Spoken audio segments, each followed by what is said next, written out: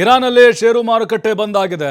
America Israel ದಾಳಿ ಬೆನ್ನಲ್ಲೇ alert ಆಗಿದ್ದಾರೆ. ಅಲ್ಲಿ ಮುಂದಿನ ಆದೇಶದವರೆಗೆ ಸ್ಟಾಕ್ ಮಾರ್ಕೆಟ್ ಅನ್ನು ಕ್ಲೋಸ್ ಮಾಡ್ತಾ ಇದ್ದಾರೆ. ನಾಗರಿಕರು ಮತ್ತು ಕಂಪನಿಗಳ ಆಸ್ತಿಗಳ ರಕ್ಷಣೆಗೆ ಕ್ರಮವನ್ನು ತೆಗೆದುಕೊಳ್ಳಲಾಗ್ತಾ ಇದೆ.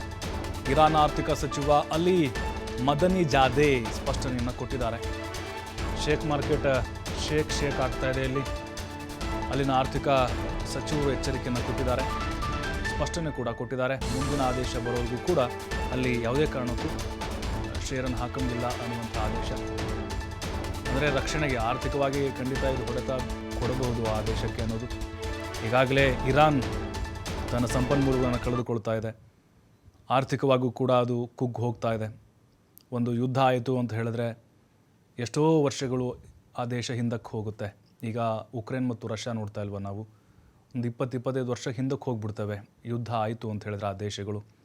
ಅಮೇರಿಕಾ ಬಿಡಿ ಆರ್ಥಿಕವಾಗಿ ಸಬಲವಾಗಿದೆ, ಇಸ್ರೇಲ್ ಕೂಡ ಅದರ ರಕ್ಷಣೆಗಿದೆ.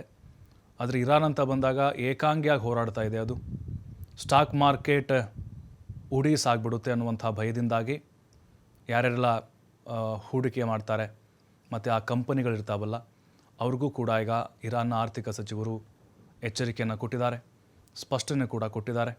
ಜಾಗತಿಕವಾಗೂ ಕೂಡ ಶೇರ್ ಮಾರ್ಕೆಟ್ ಮೇಲೆ ಹೊಡೆತವನ್ನು ಈ ಒಂದು ಯುದ್ಧ ಕೊಟ್ಟಿದೆ ಅಂತ ಹೇಳ್ಬೋದು. ಅದು ಭಾರತಕ್ಕೂ ತಟ್ಟಿದೆ.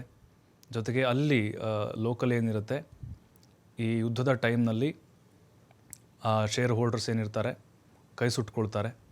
ಅದಾದಮೇಲೆ ಕಂಪನಿಗಳು ಕೂಡ ಕಂಪ್ಲೀಟಾಗಿ ಲಾಸ್ಗೆ ಒಳಗಾಗ್ತವೆ ಮತ್ತು ಭಾರಿ ಮೊತ್ತದ ಹೂಡಿಕೆಯೂ ಕೂಡ ಮಾಡಿರ್ತಾರೆ.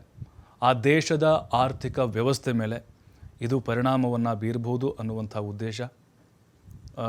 ದುಬೈ ಫೈನಾನ್ಷಿಯಲ್ ಮಾರ್ಕೆಟ್ ಏನಿದೆ ಅದು ಅಂದರೆ ಗಲ್ಫ್ ರಾಷ್ಟ್ರಗಳಿಗೆ ಇದು ಜಾಸ್ತಿ ಅನ್ವಯ ಆಗೋ ಥರ ಇದೆ.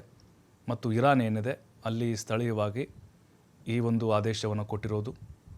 ದುಬೈ ಅಂತ ಬಂದಾಗ ಸಹಜವಾಗಿಯೇ ಅಲ್ಲಿ ಲಕ್ಷಾಂತರ ಕೋಟಿ ಪರ್ ಡೇ ಇನ್ವೆಸ್ಟ್ ಆಗ್ತಾ ಇರುತ್ತೆ. ಮೊನ್ನೆ ನಾವು ನೋಡಿದ್ವಿ ಸುಮಾರು 5-6 ಲಕ್ಷ ಕೋಟಿ ಒಂದೇ ದಿನಕ್ಕೆ ಬಿದ್ದಿತ್ತು ಯುದ್ಧ ಆರಂಭ ಆದಾಗ.